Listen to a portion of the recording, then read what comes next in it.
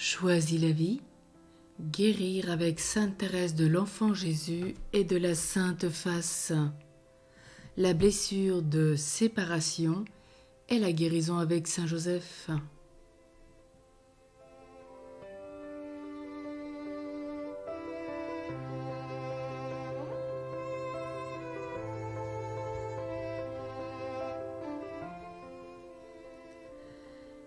Dès les premiers jours de sa vie, Zélie exprima son inquiétude.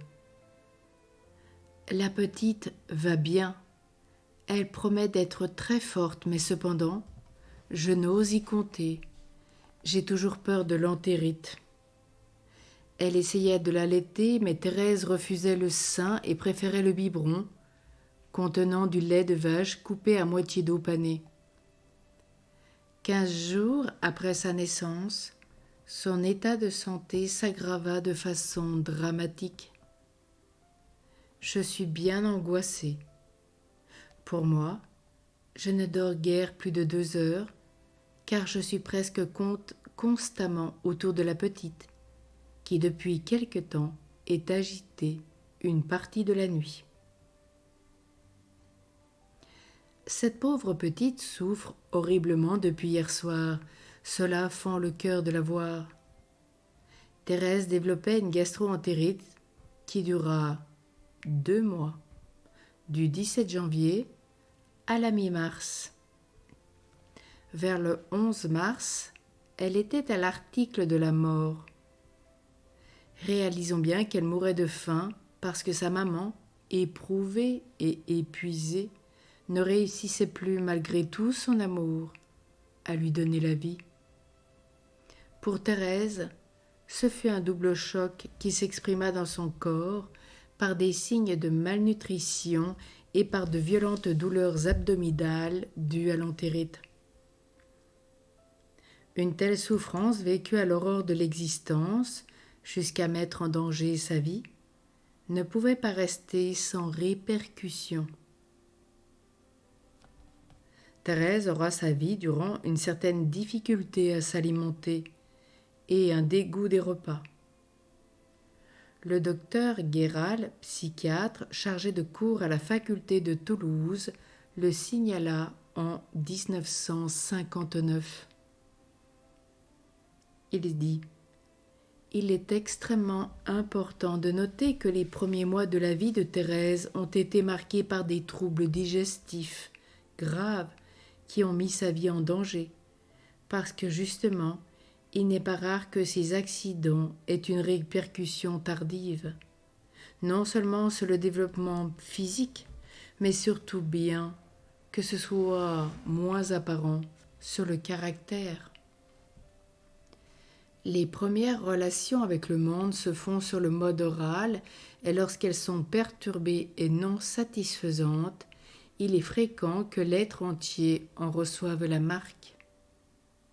Ces enfants sont plus sensibles et par la suite supportent bien moins que les autres les frustrations affectives. Fin de citation du docteur Guéral. Grâce à ces remarques, nous comprenons mieux un des traits majeurs du caractère de Thérèse, son affectivité toute vibrante de sensibilité. In extremis, Madame Martin trouva une nourrice à la mi-mars 1873. Pour la première fois, Thérèse téta goulûment le sein pendant 2 heures et demie.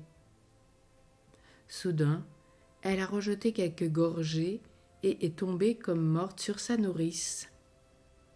La petite n'avait aucun souffle apparent. On avait beau se pencher pour essayer de découvrir un signe de vie, on ne voyait rien. Et Zélie de raconter. Moi, je suis vite montée dans ma chambre, je me suis agenouillée aux pieds de Saint Joseph et lui ai demandé en grâce que la petite guérisse. Je ne pleure pas souvent, mais mes larmes coulaient tandis que je faisais cette prière. Enfin, un quart d'heure se passa. Ma petite Thérèse ouvre les yeux et se mit à sourire. À partir de ce moment, elle retrouva la santé du corps et fut complètement guérie. La bonne mine est revenue, ainsi que la gaieté.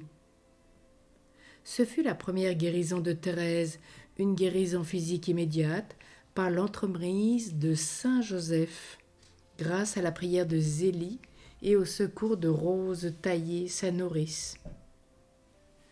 En résumé, Thérèse n'avait pas 2 mois d'existence qu'une blessure intérieure commençait à se creuser.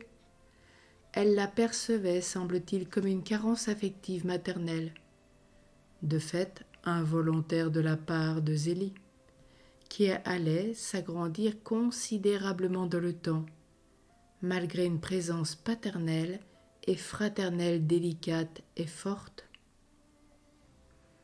À côté de saint Joseph, déjà veillait la Mère de Dieu. Thérèse portait le nom de Marie en premier, comme toutes ses sœurs. Née le jeudi 2 janvier, elle fut baptisée en l'église Notre-Dame. Le samedi suivant, jour traditionnellement consacré à la Vierge, et sa sœur aînée, prénommée Marie, devint sa marraine. Ainsi, la Sainte Famille se manifestait-elle à l'orée de sa vie, avant même que Thérèse fasse l'expérience structurante de l'amour. Devenue plus grande, Thérèse choisira la Vierge pour mère. Elle reconnaîtra la paternité de saint Joseph dans sa vie.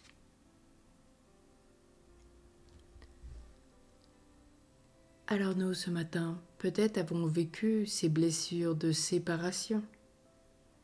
Mais comme Thérèse, nous pouvons vivre avec nos parents du ciel.